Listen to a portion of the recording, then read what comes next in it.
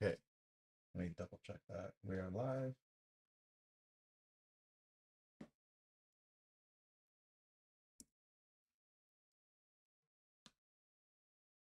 There we go. All right, friends, we are live. Um, haven't been back in a while, but I got something fun for you. I'm gonna be trying this thing out. It's I call it my sentiments and like week recap, but like it's something interesting I've been trying to do for a while. I'm combining AI slash like large language models with kind of like basically taking all the different all the content that was uploaded to YouTube in the last core week. I'll be doing this for like the core week, so like Monday through Friday. I'll talk about this usually on Saturdays. Today Sunday, but it's the first one, so I'm just like testing stuff out. And then I'll also try to do one on Mondays that goes over the weekend, so like Friday through Sunday. So actually, let me. By the way, the cat's back there. Also, I don't know if you notice, I got a new camera. Probably looks a little crispier than usual. But yeah, let's get to it. So actually, let's look at the markets just super quick, just to see what we're looking at. So right now, this is Bitcoin. We've been in the bull market still. That hasn't uh, hasn't changed. I do think that we are kind of just probably going to be in a little bit more chop for a little bit, although might be going up here, but I'd still hold. I don't know if I when I said this, but I still hold that we're probably gonna go up to the pi cycle top line at least, and maybe even flip it, but we'll see. Um, but yeah, right now Bitcoin's basically above the bull market support band. We kind of broke under it. The trend even changed to negative, to bearish for a little bit, but I don't think I was super worried. Let's go to the chart that I like to look at, the stablecoins dominance, which Um, I think it's looking great. Definitely, I wasn't expecting us to like kind of go up here, which signaled the dump that we had where we reached into like 56K, which was like a minus 27% decrease, I think, which nothing too crazy. But yeah, I was thinking we might hit here, so like that's what I was kind of expecting, like low 50s, maybe like high 40s at the worst, like super super worst if we kept going up for the stable coins, like people selling out of risk into stables somewhere around here. But it seems like it's not happening. It might come back up here, but I don't know. We'll see. So far, this looks really good. Let's look at ETH BTC real quick. Um, this is it's been struggling for a bit, although we kind of had like a nice ramp up here, broke through it, and this looks, I'm not gonna lie, this looks pretty nasty. But um, I mean, we do know the chart to look at that's probably going to be outperforming Bitcoin a lot better than Ethereum, which is Solana. Specifically, if we look at the Solana over Bitcoin chart, just this looks great. So, but yeah, this was a nice flag pattern here. We've kind of been breaking through it, and I mean, if you've seen Solana's price, it's great. Like it's getting close to $200. Um, you know, keeping an eye on it, but basically, it's been doing great. I think either a lot of the times, then at least in this bull market, like Solana or the shit coins slash meme coins are the ones that kind of like lead the market. So I hope that that's what happened. I hope that that is what's happening now. Um, Real quick, looking at the shit coins is an idea I've had for a few days, and we'll see. So let me just show where I brought these chart patterns from. So here, this is this pattern right here, and this is this pattern right here. Just painting it up here. Uh, Again, I'm not saying it's gonna play out like just like this or like this, but it is definitely probably gonna be somewhere in the middle. So that's why I drew this line down here. The shit coins are definitely at least holding a little better. We're not in this territory, kind of just like going back to the levels we were holding before the last like dump that we had. So still looking good to me. Let's see what other ones in my radar. So this is Pepe. This is Andy, also looking at Andy. Andy definitely looks, same thing. It's kind of like trying to get back to like half of the dump area. And then let me see. So Bunk. Bunk's doing pretty well too. Again, same thing, like kind of retracing back to like half of the dump. And see what's the other one. Whiff. Yeah, so this one doing something similar too. But yeah, again, these the shit coins have been kind of leading the market, and or Solana have been leading the market. So maybe this means that we're gonna keep uh recovering.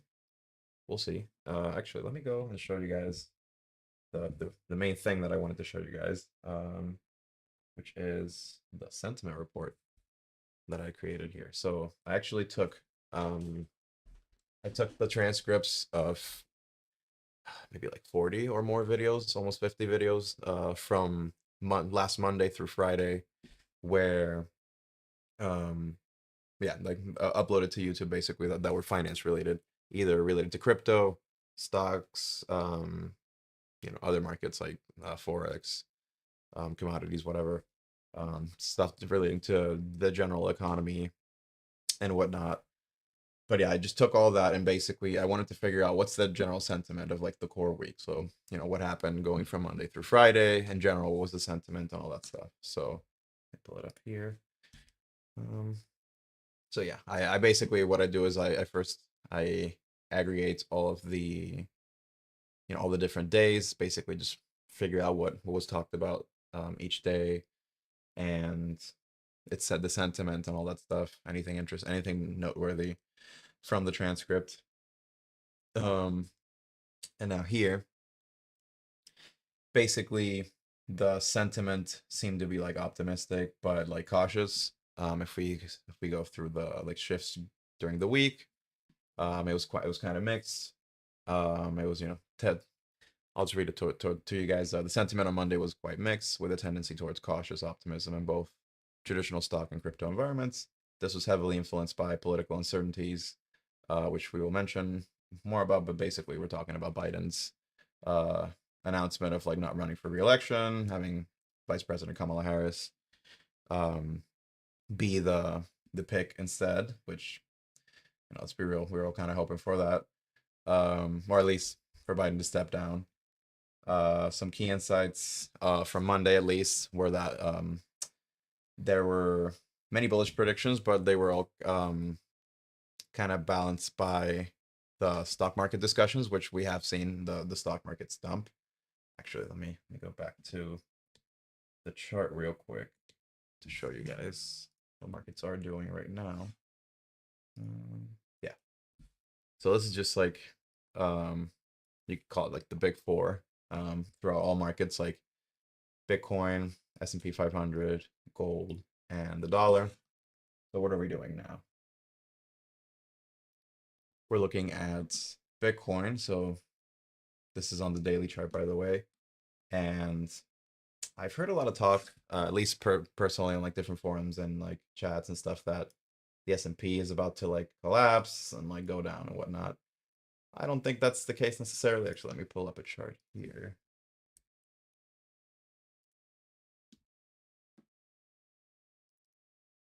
So this is the S&P 500 and global liquidity.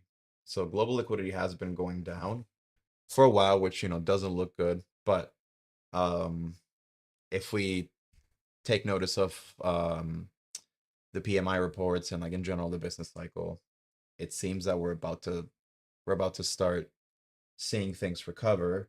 A lot of lagging indicators have already been showing positive signs of change. Inflation's going down. It's probably going to keep going down.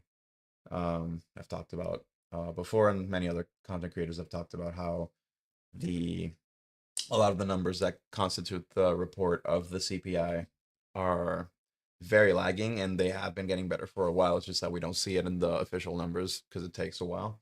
So right now we are expecting global liquidity to start picking up again. Yeah, doesn't mean that the markets can't correct for now, and they kind of are. So if we zoom in here a little bit, we see the S&P corrected.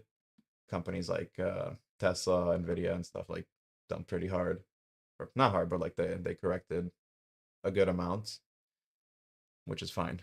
But yeah, in general, I think some people are taking the sentiment that's coming from the S&P 500 and putting it towards Bitcoin because Bitcoin tends to be correlated sometimes, a lot of times actually, with the stock market. But right now, it's not as correlated as as usual. So, for example, we see we've just been correcting. We have been dumping for a while, actually, while the stock market pumped, and then we're kind of just going inverse. S&P 500. Some other things to note: gold had been going up for a while, up until like consistently up until like mid-April, give or take of this year, and now it's been kind of just going around. It did go up a little bit here on in the 17th of July ish, but it doesn't look like a clear uptrend, at least like from here. And then the dollar doesn't look strong, which is always good for things like Bitcoin and other risk assets. And yeah, right now it's just we're going up, we're going down. That's what it looks like. So that is positive for Bitcoin at least. Um, what else? Yeah, let's go back to the report. So yeah.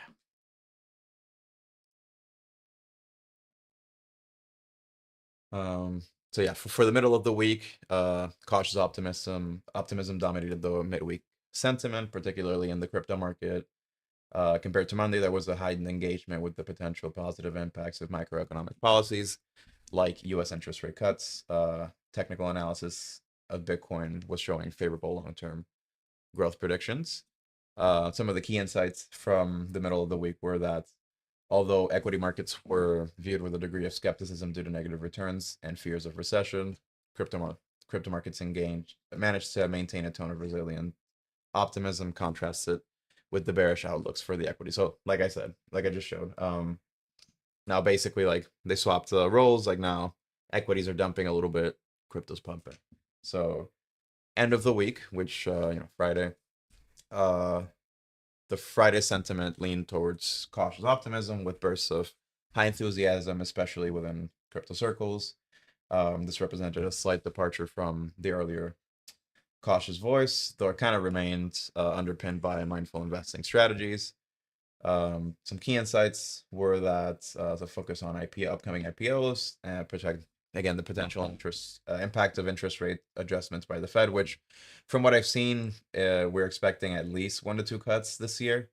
It's pretty clear that we're gonna get cuts. Not exactly sure when, but probably in the next month or two, something like that. Maybe a little longer, but definitely gonna get cuts. It's very unlikely that we're gonna get more hikes. But yeah. So some common patterns. Again, I mentioned political developments. So mainly the Trump and Harris. Sorry, not Trump and Harris. Biden dropping out, as we know. That's pretty big. Um, the Bitcoin conference in Nashville. This is not here, but the Bitcoin conference in Nashville is actually happening this weekend. So I will be talking about this in the weekend report on Monday, I guess tomorrow. But that's also happening. I know Trump for a fact was speaking there. I know RFK Jr. was speaking there. I'm not sure if Kamala Harris was speaking there. I hope she was. But yeah, so crypto market focus. In general, we kind of stayed bullish, even though there was some sort of short-term volatility. A lot of talk about Bitcoin going to 100K. Talking about that for a while. Ethereum ETF impacts. We've actually had the ETF. I think it started trading this past week. Actually, haven't looked at it too much, but um, that's positive. That's something personally I wasn't expecting anytime soon. Like, I mean, I wasn't even expecting the Bitcoin ETF, to be honest. I thought the Bitcoin ETF was gonna come sometime in, I don't know, either end of this year, maybe next year. I didn't think that we were there, in terms of like sentiment and like acceptance of it by institutions. I mean, you can see Larry Fink has been orange pilled, as they say. But yeah, I can ignore this section, basically noting which channels seem to be a little more, I guess, I don't want to say clickbaity, but like permable. And then yeah, just some conclusions from uh me working with the AI bots. The core weak sentiment analysis reveals a clear dichotomy between traditional stock and cryptocurrency markets. Again, we just saw that with the charts, so it's nice to confirm that. Reflecting broader economic anxieties and speculative optimism, retail traders, particularly those investing in cryptocurrency, should note the persistent bullish sentiment tempered by transient market volatility. But yeah, we know what this. You guys can read if you want, but basically, yeah, things are in general still pretty bullish, especially given that we've had a big jump from the 56K range. Let me go back to the charts here. Actually, let me go through the top mentions. So yeah, let's see what there's another report that I created that basically just goes through all the different transcripts that at least I fed it. I fed the bot, and it tells me everything that was mentioned, specifically things that were mentioned a lot throughout the week, things that were not mentioned, things that maybe fell under the radar. Yeah, so here I have like underrated the radar stories, and then anything else that the bot could have picked up. So again, political influence. I mentioned this Trump versus Harris. Um, I guess right now we are kind of seeing which like all both well, I guess the three major candidates are basically trying to virtual signal, I guess, who's the most pro crypto. Actually, one interesting thing, I'll talk about this more in detail in tomorrow's report, but one interesting thing that I saw that again I wasn't expecting was that RFK Jr. and Trump proposed a plan for purchasing a percentage of Bitcoin's supply as a strategic reserve for the United States, which I don't know. I think that's giga bullish. I don't know if it's actually going to happen, especially RFK's plan, because well, that's even assuming if he wins. But like if he were to win and like try to propose this plan, like 20% of the Bitcoin supply is a ton. I mean that would be great for anyone that's holding Bitcoin, obviously, but that's a ton. Uh, Trump's plan was 5%, I think, of the Bitcoin supply, which is still a ton, but it's a lot less than 20%. Anyway, I'll talk about that tomorrow, but that's something very interesting that I saw. Um, just very interesting political stuff. So, shifts in sentiment, small cap versus large cap struggles. Small cap stocks have faced multiple compressions and higher borrowing costs. With anticipated interest rate cuts, there's a belief that this will provide a lifeline to these small caps. This makes sense. For example, one of the other things that we have been seeing improve for over a year now are the ad expenditures, and we can see this in the reports from Google every quarter, where you can see that the expenditures for the two kinds of ads, like the regular ads and then like the video ads, have been going up for a while, which means usually signals that the economy is about to start getting better because the benefits of those expenditures will be seen, like later down the line. So this should definitely help those like small cap companies improve as well, because they have not been doing as well as like the titans like Nvidia. Tech stocks. There was a consensus that the high valuation of tech stocks was justified is justified given their higher earnings growth rates compared to other sectors. However, any disappointment in the quarterly earning could lead to corrections. I mean, we've seen this like any any kind of uh any kind of like negative sentiment after a report from a company has been seen with like a good amount of volatility, in my opinion.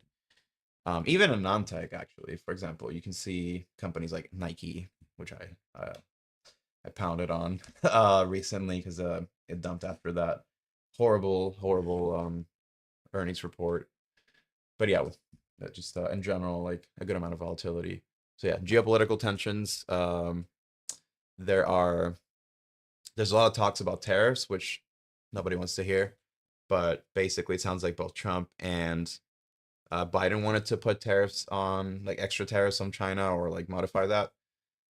Again, that's annoying to hear, but it is what it is. That is going to put definitely some pressure on the economy going forward. I'm not sure if Kamala has the same plans to impose tariffs, but I'm assuming there's got to be something there. Let's see, some under the radar stories from last week. So um, there's a lot of talk about emerging markets like India and Japan. Actually, I think my last stream, or my one of my last few streams, was with my Indian friend Kushagra, and he and I talked about India and like how their economy has a lot of potential. I looked at a lot of key metrics that show why that's probably the case. Um, Specifically the credit rating. I remember we talked about the credit rating of India being like abysmal compared to its size and like general like development. But yeah, setting that aside, there's also a lot of talks about China. I've been hearing a lot of talks about Chinese stock market potentially starting to bounce back. I mean, it kind of makes sense. It's not gonna stay down forever. Been seeing talk about investing in companies like Baba. I personally am not invested, but I am looking into it. So yeah, some cryptocurrency movements. Basically, a lot of focus on the Ethereum ETF, and it seems that some of the videos talked about these coins. HNT, I think this is the Helium token, and I don't know what WLD is actually. I'll have to look that up. So, additional analysis. Um, Basically, Biden dropping out seems to have given like a boost to tech and renewable stocks, implying that Vice President Kamala, is in favor of this type of stuff. As for long-term predictions, predictions on how corporate tax changes and geopolitical deals might play out suggests a cautious but optimistic longer-term view on the market. In general, I tend to agree with people like Raoul Paul that they're saying that in general the business cycle is probably going to take us into higher prices until sometime like mid next year, probably sometime around June. If you look at specifically the ISM PMI chart, and if you like, I'm taking from the Everything Code video, by the way, if anyone's seen it. But basically, if you translate it, if you move it forward, basically you take a copy of the bar pattern and you move it forward. I think it was 8 months. You can kind of see what the expected oscillation of that should be. I'll cover that in more detail in another video. But yeah, small cap stocks. Despite the recent struggles, the narrative indicated that some optimism about small caps was there due to anticipated policy shifts and Federal Reserve actions. Basically, we're just monitoring whether these small caps continue to have sustained growth. As another indicator of like markets getting better. And then again, like interest in ETFs. I guess this is the year of the ETFs for crypto. We have the Bitcoin one, we have the Ethereum one. At this point, we're probably gonna get a Solana one and maybe even a Doge one. I know it sounds stupid, but we may get that. And I think there was a company that already has been looking into the Solana ETF. So that's very positive. I know that's something that's going to be tried for sure. I don't know if it'll happen this year, probably, given the speed of the other ones. But yeah, we're probably going to get more ETFs. Like we're going to get more altcoin ETFs. I think I don't think that's a bold like prediction. But yeah, let's go back to the charts to see if there's anything else that I missed. Yeah, we talked about the general market pulse. Let's just look at some stockies before we go. So as I mentioned earlier, Nike. Oh, I see we have a chatter saying how did you do it? I'm not sure what you're asking, but if you mean, if you're talking about the report per se, oh yeah, I'm assuming you're talking about the report. So how did I build that report? I guess let me me take a step back to talk about that. Basically, I am using large language models to um, go over the different files that. Well, first of all, I guess I use OpenAI Whisper to to compute the transcripts of the videos, and then I use some more code to like ingest that into large language models. Basically, goes through it and then extracts the sentiment and all the other nice stuff.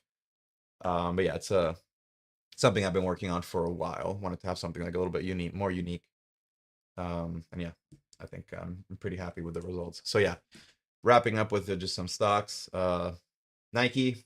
If you still haven't gotten into Nike, it's still a good time in my opinion. Not saying it won't dump a little more, but this is I forget what the PE ratio is right now. It's like very low. It's like, it was too juicy for me to not to buy. That's what I'm trying to say. Let's see what other stocks we can look at here. Nvidia. Nvidia is finally having another correction. Well, not finally. We did have one here. How much have we dumped right now? So I'm curious. We went up to 140, and we've dumped 24%. That's a good chunk. The last time we had a dump like that was at minus 22. So we're actually at a more aggressive dump than we've had before. This looks like it's probably turning around. Although, again, we'll see. I I don't think that, again, like I said, I don't think equities are about to just like start dumping for a while. I find that hard to believe, but we'll see. This looks like it might be reversing. Let's look at Tesla. So right now we have Tesla right here. Tesla took a nice dump right here. I'm still happy with it. I think my average price is like somewhere, yeah, it's like somewhere around here. So I'm still a very happy camper, but it is having a decent correction. Nothing out of the ordinary. Basically, it's it finally had its nice rally up. Like the stock was getting shit on for months.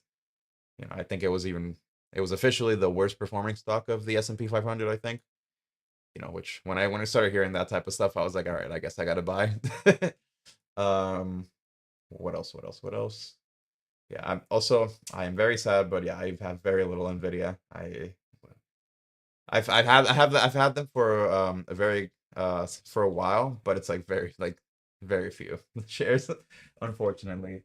Google, let's see what Google's doing. Google's same thing. It's knifing down. Let's see how much we've dumped. We've dumped to minus 14%, so that's a little more modest compared to Nvidia. But yeah, in general, we can see stocks are dumping right now. That's what's happening. Bitcoin is recovering so far. Stablecoins dominance looks good, which I personally like to see that. As a sign of, or at least like a confirmation of better times to come. Again, we got to keep. I would say I want to break this line of like the 5.8 ish, 5.9% for the top three stablecoin dominance. By the way, just for those of you that don't know, this is the dominance of USDT, USDC, and the AI. And yeah, like this looks pretty good to me. Like I was like I said, I was worried we were gonna go back to testing this big downward slope, but we have not so far. Solana BTC looks just fucking great. ETH BTC not so much, but you know, I in general tend to, I am of the opinion that Solana is just gonna outperform Ethereum this cycle. That's just probably what's gonna happen in my opinion. Even though like I said, I didn't say this, but I think we might have found a bottom like over here, which was in like early May. Yeah, early May, late April. So in here. Yeah, we definitely found a bottom here in September of 2019, and we've been kind of just climbing up since. And then what was this? So we kind of reached the peak of this climb, you can call it, in September of 2022. And that's interesting. So like things just kind of kept going down. And I mean, if you've been paying attention to the price at all, we have seen I get, oh, this is since 2022. So yeah, in general, we've been in a downtrend on ETH BTC at least. Not, ETH has been starting to recover, thankfully, since ETF news and whatnot. But it's, in my opinion, it's still not doing very well. I think there's faster horses to be in if, unless you're holding Ethereum from like, 1,000 or something like that, or below, like you're good. But if you're looking to get into like say Ethereum versus Solana, like what are you doing? Let's see what else. I talked about the shit coins. Basically, shit coins are kind of just have retraced to about half of, have recovered to about half of the retracement that we've seen, which is good. Again, it might be signaling that better things are about to come, but I think we probably just need to see a little more action before like knowing for sure. Like I said, I'm just waiting for global liquidity to like confidently show us that it's going back up basically. And here, the the last recap is basically Bitcoin looks like it's about to start another uptrend. We've kind of been expecting it. We are in a bull market, but we want to see that materialize in the charts. The S&P 500 looks like it's about to do the opposite. Looks like it's or at least continue to dump probably for a little bit, or maybe chop until it recovers. I would say that this dump in equities is probably not sustained. It's like, and in general, like Bitcoin doesn't, Bitcoin and equities don't tend to trade opposite to each other. They're usually more correlated than not. So I mean, I don't expect Bitcoin to just like start tumbling down again. I more expect like equities to start going back up again, especially given that we have gold kind of just chopping forward a little bit, and the dollar is kind of going, like chopping downwards. Let's say we could say that. Which again, all good things for Bitcoin. So yeah, I think that's all I got for you guys today. Let me know if oh, we're getting a quick request for Starbucks. That's thank you for that. That's actually, yeah, Starbucks is another one that I jumped on because it was just too juicy. I pull it up quick. Starbucks here. This is the 4-hour chart. When did I buy? I bought, I think I bought somewhere around here, probably around 72. Oh, actually, no, this is where I bought, yeah. I think I bought, yeah, somewhere at 72 or 73. I think that was my average price. But basically, yeah, this was a savage dump. Basically, I've said basically a few times, but Starbucks had a very bad earnings report. As we know, that's why it dumped insanely. And the PE ratios just have been historically low. I think it wasn't this low in like over 10 years, if I'm not mistaken. So again, too juicy for me to not pass too juicy for me to pass. So yeah, I bought it, and again, it's basically come back to the same spot that it retraced to, which is kind of good. It actually did it break down lower? It did for like one candle, but this still looks good to me in my opinion. Like Starbucks has been lowering prices, like more and more so like offering combo deals. I think it's like you can get a coffee and like a food item for like $7, something like that, or $10. I'm not sure. Basically, they're trying to make at least like appear to be cheaper. They're still expensive as hell, but they are doing the thing they said they wouldn't do, which was lower prices. Which I mean, it's kind of we knew that they had to do that, so they're probably gonna be fine. So that's why I pounced on this. But yeah, thank you for that suggestion. And yeah, now I think that's good enough for today. Yeah, let me know if you have any questions in the comments. Otherwise, I'll come back at you guys with weekend reports very soon. I guess tomorrow. Yeah, we'll talk about what was discussed in YouTube in terms of finance. What was the sentiment? What were the topics that were covered? What things to look at? We'll look at charts again, see what happened during the weekend, and my general opinions.